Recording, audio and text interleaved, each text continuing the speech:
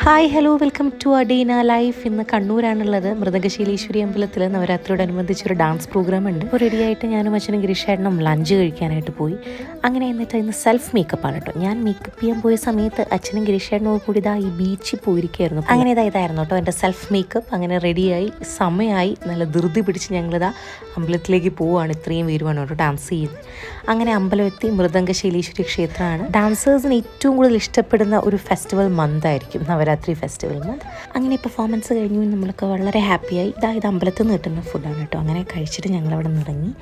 നമ്മുടെ എല്ലാ കാര്യത്തിനും കട്ടയ്ക്ക് കൂടെ നിൽക്കുന്നത് ഇതുപോലുള്ള പാർട്ട്നേഴ്സിനെ കിട്ടുന്നതാണ് കേട്ടോ ഏറ്റവും വലിയ ഭാഗ്യം. മേക്കപ്പ് ഒക്കെ മാറ്റിക്കഴിഞ്ഞ് ഒരു റൗണ്ട് കൂടി ഫുഡ് അടിക്കാനായിട്ട് ഞങ്ങളുടെ ഹോട്ടലിൻ്റെ അടുത്ത് തന്നെയുള്ള റാക്കുന്ന റെസ്റ്റോറൻറ്റിൽ പോയി. ഞങ്ങൾക്ക് വെജിറ്റേറിയൻസ് ആയതുകൊണ്ട് വലിയ ഇൻട്രസ്റ്റ് ഉണ്ടായിരുന്നില്ല. എന്നിട്ട് ഈ കലാപരിപാടികളോടെ ഞങ്ങളുടെ ഈ ദിവസം അവസാനിച്ചു കേട്ടോ.